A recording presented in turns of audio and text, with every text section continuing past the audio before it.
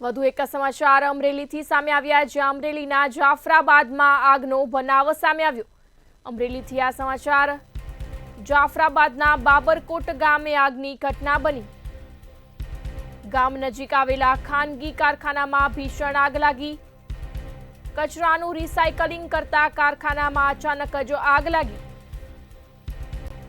કારખાનામાં લાગેલ આગે વિકરાળ સ્વરૂપ ધારણ કર્યું। અમરેલીથી આગનો બનાવ સામે આવ્યો, જ્યાં આ બનાવને પગલે મામલતદાર પોલીસ કાફલો ઘટના સ્થળે પણ પહોંચ્યો। પીપાવાવ સિન્ટેક્સ અલ્ટ્રાટેક કંપનીના ફાયર ફાઇટરો ઘટના સ્થળે પહોંચ્યા। ફાયર જવાનો દ્વારા આગ પર પાણીનો સતત મારો શરૂ કરાયો। કુલ 7 જેટલી ફાયર બ્રિગેડની ટીમો ઘટના સ્થળે પહોંચી હતી અને આગને કાબૂમાં લેવાના પ્રયાસ હાથ ધરવામાં આવ્યા। આગના કારણે આ કારખાનામાં મોટું નુકસાન થવાની પણ શક્યતા।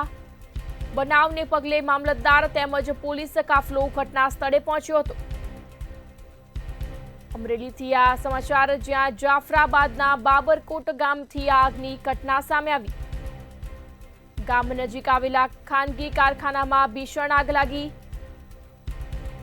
કચરાનું રિસાયકલિંગ કરતા કારખાનામાં અચાનક જ આગ લાગી હતી। આગની આ ઘટનામાં ભારે નુકસાનની પણ સંભાવના। કારખાનામાં લાગેલ આગે વિકરાળ સ્વરૂપ ધારણ કર્યું। સંવાદદાતા પરેશ પરમાર ફોન લાઈન પર જોડાયા છે। જી પરેશ, અમરેલીથી આ સમગ્ર આગનો બનાવ સામે આવ્યો, શું છે વધુ વિગત જણાવશો?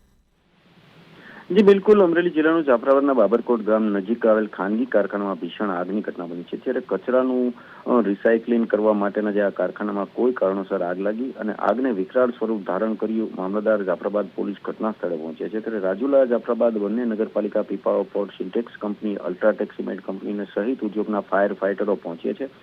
ત્યારે આગ પર પાણીનો સતત મારો શરૂ કરી દેવામાં આવ્યો છે। કુલ 7 જેટલા ફાયર બ્રિગેડની ટીમો ઘટના સ્થળે આગ ઉપર કંટ્રોલ કરવાના પ્રયાસ શરૂ કર્યા છે। ત્યારે આગના કારણે કારખાનામાં મોટું નુકસાન જવાની પણ શક્યતાઓ છે।